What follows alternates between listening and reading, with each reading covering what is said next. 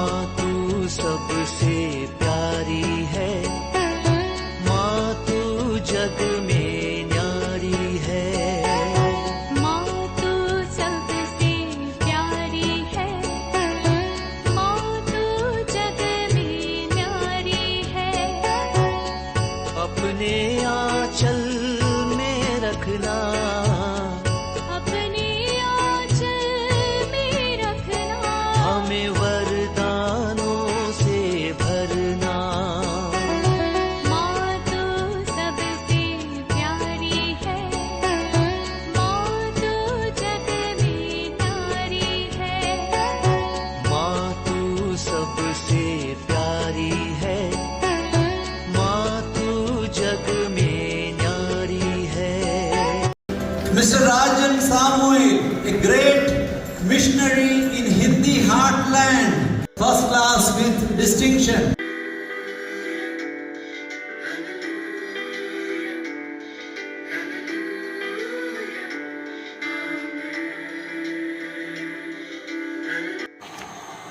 पिता, पुत्र और पवित्र आत्मा के नाम पर आमीन। आप सबों को जय यीशु।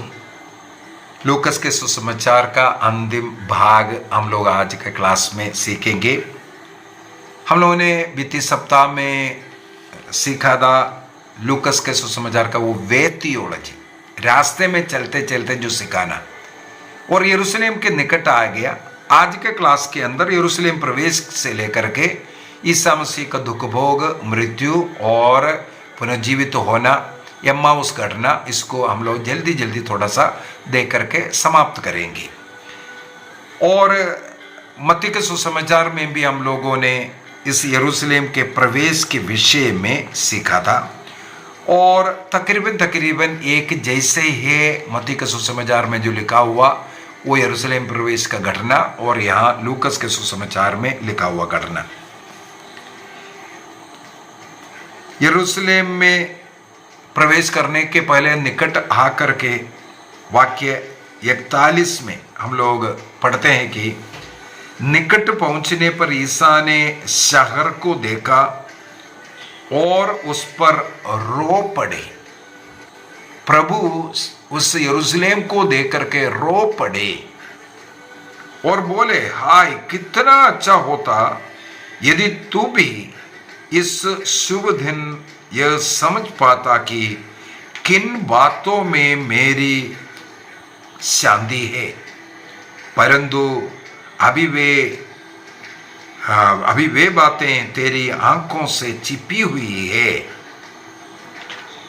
तुझ पर वे दिन आएंगे जब तेरे शत्रु तेरे चारों ओर मोर्चा बांधकर तुझे घेर लेंगे, तुझ पर चारों ओर से दबाव डालेंगे। ये जो भविष्यवाणी प्रभु ईसा मसीह AD 70 में यरूशलेम का जो विनाश हुआ उसका, AD 70 में यरूशलेम में जो मंदिर था उस मंदिर को भी ढाया। इसके बाद अभी तक दोबारा मंदिर नहीं बनाया। ईसा मसीह के समय पर यरूशलेम में सेकंड मंदिर हुआ करता था। सबसे पहले सुलेमान ने एक मंदिर बनाया था, उसको राजा नबूकदनेस्सर ने गिराया था। इसके बाद 70 वर्षों के बाद पुनः ये सेकंड टेम्पल खड़ा हुआ था। उसका भी कई बार रिनोवेशन सब किया। इवन सम्राट हेरोद, रोमन सम्राट ने भी मरम्मत सब करवाया और बहुत सुंदर दिख रहा था। और यरूशलेम में आने वाले उस आपत्ति के विषय में यहाँ पर प्रभु यरूशलेम की उस सुंदर मंदिर को देख करके रो पड़ते हैं। मैं जब होली लैंड गया था, मुझे याद है उस जगह को, वहाँ पर एक चर्च है, उस चर्च को, और यरूशलेम के ऑपोजिट में जो जैतून पहाड़ है वहाँ का उस चर्च, और वो सब दिखा करके मैंने इस घटना को बताया था।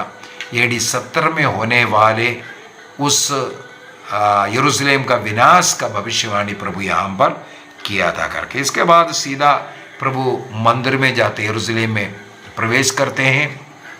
यरूशलेम मंदिर में वहाँ बिक्री करने वालों को सब निकालता हुआ, मेरा घर प्रार्थना कर घर होगा, परंतु तुम लोगों ने उसे लुटेरों का अड्डा बना दिया। प्रभु का घर यरूशलेम उस मंदिर के अंदर उस समय पर वहाँ बिक्री करने वाले लोग, जानवरों को बिक्री करने वाले, सिक्का बदलने वाले, ऐसे ऐसे अनेकों ग्रुप रहता था। उन लोगों को प्रभु के मंदिर से बाहर निकालता हुआ हम लोगों को, ये भी प्रभु के विरुद्ध में लोग होने का एक कारण बन रहा है। इसके बाद प्रभु यीशु मसीह सीधा बेथानिया जाकर कर रुकते हैं। एक एक दिन, अभी 4-5 दिन वहाँ से आना जाना, ये सब जब तक पास्का भोज का तैयारी, इसके बाद गत्सेमनी में जाकर के प्रार्थना करना, प्राण पीड़ा, वहाँ गिरफ्तार होना, अन्नस के वहाँ पर घर में लेकर जाना, कैफस के घर में लेकर के जाना, वहाँ से पिलातूस के घर में लेकर के जाना। पिलातूस हेरोद के पास भेज दिया, हेरोद ने फिर वापस पिलातूस के पास भेजा, और पिलातूस ईसा मसीह को कोड़े मार करके छोड़ने का निर्णय करते हुए कोड़े मारने के लिए देना, और कोड़े मारता है, अपमानित करता है, कांटों का मुकुट पहनाता है। इसके बाद फिर पिलातूस के पास ले जा करके, नहीं इन्हें क्रूस दंड देना है बोल करके चिल्ला रहा है, और पिलातूस आखिरी में ईसा मसीह को क्रूस दंड का आज्ञा सुना करके वो सिपाही लोगों के पास देना, और वहाँ से प्रभु ईसा मसीह क्रूस ढोते हुए कलवारी पहाड़ पहुँचना। ये सब भाग हम लोगों को यहाँ पर पढ़ने के लिए मिलता है।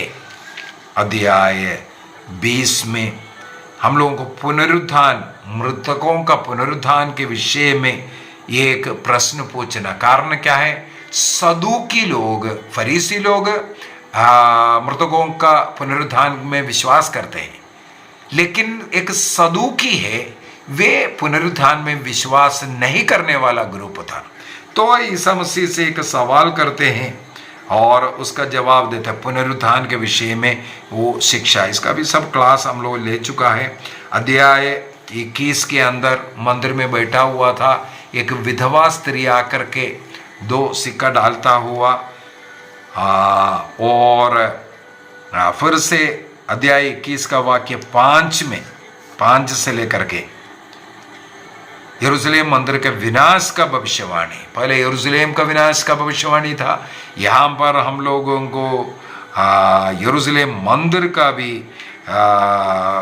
जो विनाश होने का भविष्यवाणी, और अंतिम समय पर वो महासंकट के विषय में, एस्कटोलॉजी कहते हैं, उसके विषय में, और ईसा मसीह के दोबारा लौट करके आना, भले लोगों को लेकर के जाने के लिए अपने कर्म के अनुसार प्रतिफल देने का विषय में, ये सब हम लोग ये यहाँ पर पढ़ सकते हैं। अध्याय 22 के अंदर यूदस के द्वारा विश्वासघात करता हुआ, अध्याय 22 का वाक्य 3 में हम लोग पढ़ते, उस समय शैतान यूदस में घुस गया और यूदस इस्करियोती कहलाता था, वो 12 में से एक था, वो पकड़ाने के लिए। और पास्का भोज की तैयारी, पास्का भोज जिसे होली लैंड के इसमें हमने दिखाया था अपर रूम कहाँ है, और उस अपर रूम में जहाँ पर प्रभु ने जो लास्ट सपर तैयार किया, ये सब मार्कुस का घर कहा जाता है उसको। और पास्का भोज के समय पर जो पवित्र यूक्रिस्त को ठहराता हुआ, ये अनेकों क्लास पवित्र यूक्रिस्त के विषय में ही करीब 100 क्लास में ले चुका हूँ, इसलिए यहाँ पर भी बताने की ज़रूरत मेरे विचार में नहीं है। अध्याय 22 का वाक्य 31 में सिमोन शैतान को तुम लोगों को गेहूं की तरफ भटकने की अनुमति मिली है। अभी शैतान तुम लोगों का परीक्षा कर सकता है, तुम लोगों को गिरा सकता है, इसलिए सावधान रहना। और प्रभु कहते हैं परंतु मैंने तुम्हारे लिए प्रार्थना किया। किसके लिए? सिमोन पेत्रुस के लिए। क्या कारण है? सिमोन पेत्रुस भाइयों में पहला है और कलीसिया का मुखिया होने के कारण, जिससे तुम्हारा विश्वास नष्ट ना हो। जब तुम फिर सही रास्ते पर आ जाओगे तो तुम अपने भाइयों को भी संभालोगे।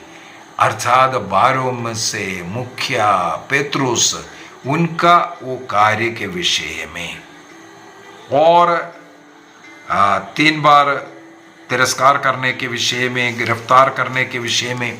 यहाँ पर हम लोगों को गिरफ्तारी में एक विशेषता मिलेगा। लूकस के सुसमाचार के अनुसार यूदस करियती आकर के ईसा मसीह कहाँ होगा ये उनको मालूम था। प्रार्थना करने के लिए जैतून में जाते हैं, पहाड़ जैतून उस वाड़ी में, वहाँ पर आकर के ईसा मसीह को यूदस चुंबन दे करके पकड़ाया करके लूकस के सुसमाचार के अंदर हम लोगों को पढ़ने के लिए मिलेगा। लूकस का सुसमाचार अध्याय 22 वाक्य 47 के अंदर, अध्याय 47, ये एक विशेषता है लूकस के सुसमाचार में। यूदस ने चुंबन दिया और प्रभु पूछते हैं, क्या तुम चुंबन देकर मानव पुत्र के साथ विश्वासघात कर रहे हो? तो पेत्रुस तलवार चलाता हुआ, ये सब उस समय पर हम लोगों को पढ़ने के लिए मिलता है। अध्याय 23 में जाते हैं, वहां पर पिलातुस के सामने लेकर के जा रहा है और पिलातुस क्वेश्चन कर रहा है, उत्तर देता हुआ बार बार। इसके बाद हेरोद के पास भेजता हुआ। यहाँ पर लूकस के सुसमाचार में पिलातुस हेरोद के पास भी भेजा, वहाँ से फिर वापस आते पिलातुस के दूसरी बार आते हैं और ईसा मसीह में कोई अपराध नहीं देख रहा है ये बोल करके कोड़े बरसाना छोड़ने के लिए कोशिश कर रहा है। 3 बार पिलातुस ये बोलते हैं, प्राण दंड के योग्य कुछ मैं इसमें नहीं देखता हूं बोल करके।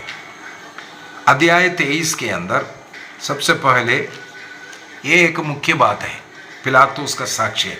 अध्याय 23 में वाक्य 4 में सबसे पहले, अध्याय 23 वाक्य 4, तब पिलातुस ने महायाजकों और भीड़ से कहा, मैं इस मनुष्य में कोई दोष नहीं पाता। इसका मतलब पिलातुस ईसा मसीह को निर्दोष पाया।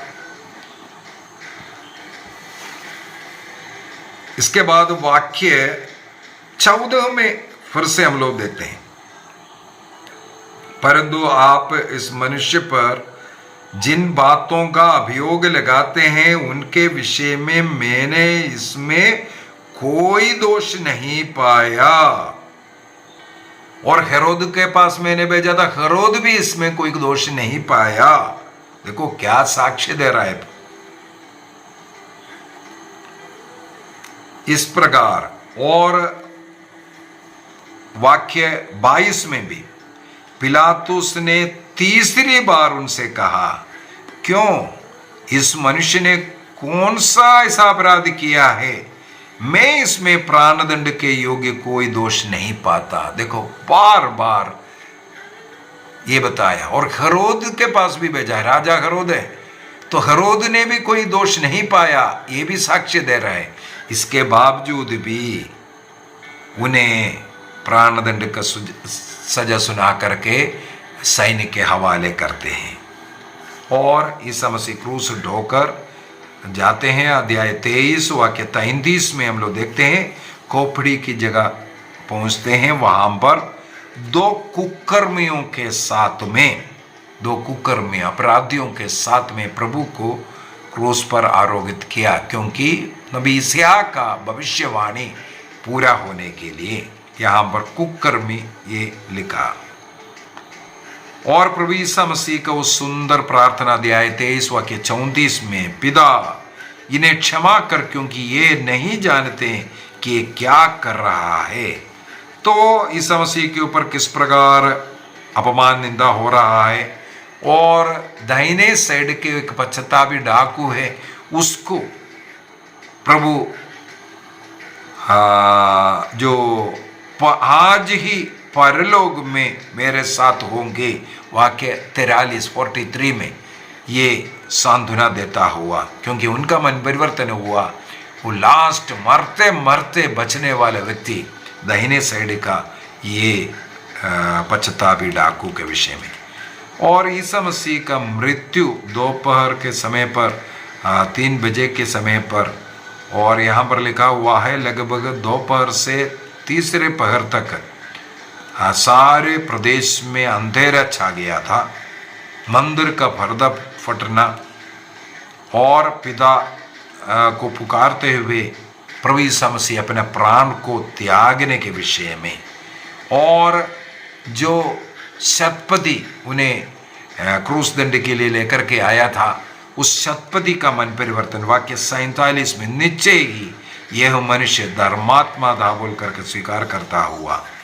और प्रभु का दफन विधि के विषय में अध्याय 24 के अंदर हम लोगों को पढ़ने के लिए मिलता है कि प्रभु यीशु मसीह के पुनर्जीव उठने के विषय में। मर गया, दफनाया गया, लेकिन तीसरे दिन वो जी उठा। स्त्री लोग, विशेषकर जो यहाँ पर हम लोगों को मरियम मगदलीना, इसके विषय में भी पढ़ने के लिए मिलता है। सप्ताह के प्रथम दिन पौ फटते ही तैयार किए हुए सुगंधित द्रव्य को लेकर के जो लोग वहां आए थे, उन्होंने पत्थर को खबर से लुढ़काया हुआ पाया। नारियां आए, वो सप्ताह के प्रथम दिन अर्थात इतवार के दिन प्रभु के कब्र पर आया, और उन्होंने देखा स्वर्गदूत वहां पर 2 पुरुष बैठता हुआ यहाँ पर मिल रहा है। और वो पूछते हैं, आप लोग जीवित को मृतकों में क्यों ढूंढते हैं? वो जी उठे हैं। तो जा करके शिष्यों को बताना, और शिष्य लोग आकर के उसको देखता हुआ, और उस कब्र में वाक्य 9 और 10 में कब्र से लौट करके मरियम मगदलीना, योहन्ना और याकूब की माता मरियम ने, अभी जो 11 लोग बचा है उनको ये खबर सुनाया करके बताते हैं। और वाक्य 13 से आगे जो लिखा हुआ है एम्माउस की यात्रा, ये एक मुख्य बात है। इसके ऊपर मैं कई क्लास ले चुका है। आज हम लोगों का पवित्र मिस्सा बलिदान जो चलता है, इसी एम्माउस घटने के अनुसार ही पवित्र मिस्सा बलिदान होता है। उसके एक एक घटना को मिस्सा में कहाँ है, कैसे है, ये बता करके मैंने 2 बार इसके ऊपर ही क्लास लिया। कई बार इसका वर्णन किया है, लेकिन 2 बार केवल इसी के ऊपर एक एक लाइन मिस्सा बलिदान में कहाँ पूर्ति हुआ, इसका भी क्लास ले चुका है। तो एम्माउस जाने वाला 2 शिष्य लोगों को यीशु मसीह उनके साथ होने के विषय में, और एम्माउस पहुंच करके उनके घर में वो रोटी ला के आते हैं, वही रोटी को उठाना, आशीष की प्रार्थना पढ़ना, तोड़ना और उन शिष्यों को देना, उसको ग्रहण कर उनकी आंखें खुल जाना, यीशु मसीह को पहचानना, और वे उसी रात्रि में लौट करके यरूशलेम आना, ये सब बातें हम लोगों को पढ़ने के लिए मिलता है। और शिष्य लोगों को भी प्रभु दर्शन देते हैं। वाक्य 48 और 49 में हम लोग पढ़ते हैं इन बातों की साक्षी। देखो, प्रभु यीशु मसीह कहते हैं, देखो मेरे पिता ने जिस वरदान की प्रतिज्ञा की है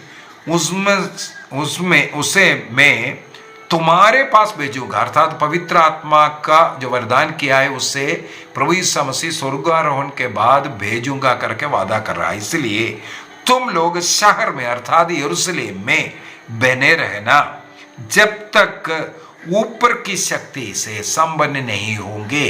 पवित्र आत्मा जब तक नहीं आएंगे यरूशलेम छोड़ करके नहीं जाना। ये बोल करके यीशु मसीह बेथानिया तक उन्हें लेकर के जाते हैं। उन्हें आशीर्वाद देते देते उनके आंखों से ओझल होते हैं, वो स्वर्ग में उद्गृहित हुआ। तो शिष्य लोग वापस जा करके यरूशलेम लौट करके यरूशलेम मंदिर में प्रार्थना करते हुए रहा करके, देखो लूकस के सुसमाचार सुनाते वक्त सुनने जो स्टार्टिंग के समय पर मैंने बोला, लूकस का सुसमाचार शुरू हुआ मंदिर में। कैसे?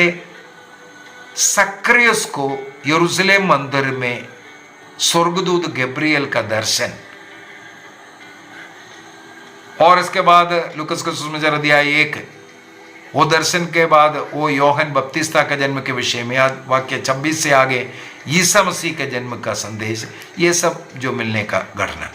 तो स्टार्ट हुआ सक्रियस को स्वर्गदूत का जो संदेश यरूशलेम मंदिर में हुआ था। अभी ये लूकस का सुसमाचार अंत हो रहा है, उन शिष्य लोग यरूशलेम मंदिर में वेट कर रहा है और प्रार्थना में लग रहा है, और हमें मालूम है उस अपर रूम में वो लोग रह रहा है। इसके बाद प्रेरित चरित्र, यही लूकस ने लिखा है। प्रेरित चरित्र कहाँ से शुरू होता है? यरूशलेम से शुरू होता है। अभी शिष्य लोग कहाँ है? यरूशलेम में। उसी यरूशलेम में कहाँ प्रेरित चरित्र शुरू हो रहा है? यरूशलेम से लेकर के अंतिम छोर तक, संसार के अंतिम छोर तक, दुनिया के अंतिम छोर तक सुसमाचार को फैलाने के विषय में प्रेरित चरित्र के अंदर मिलेगा। लूकस ने इसका मतलब मंदिर में शुरू होकर के यरूशलेम मंदिर में समाप्त किया। अभी प्रेरित चरित्र यरूशलेम से फिर से शुरू होगा, वो चलता जाएगा। आज भी वो सुसमाचार प्रचार शुरू जारी है। ये है लूकस का ईश शास्त्र के अनुसार ईसा मसीह का जो सुसमाचार। आइए हम अपनी आंखें बंद करें, प्रभु को धन्यवाद दें।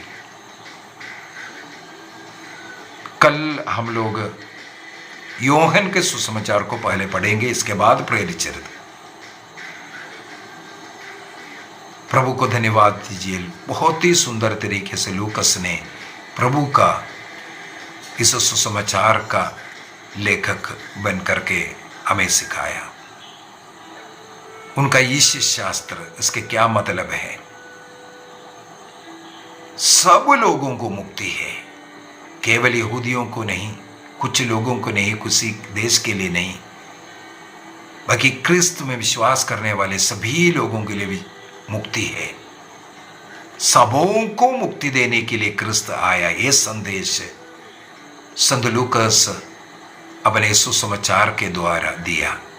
वे प्रेरित चरित्र में उसको अन्य जाति के लोगों को भी मुक्ति देता हुआ, उस संदेश सुनाता हुआ हम लोग पाएंगे। प्रभु हम सबों को आशीष दे, पिता, पुत्र और पवित्र आत्मा के नाम पर आमीन। आप सबों को जय यीशु।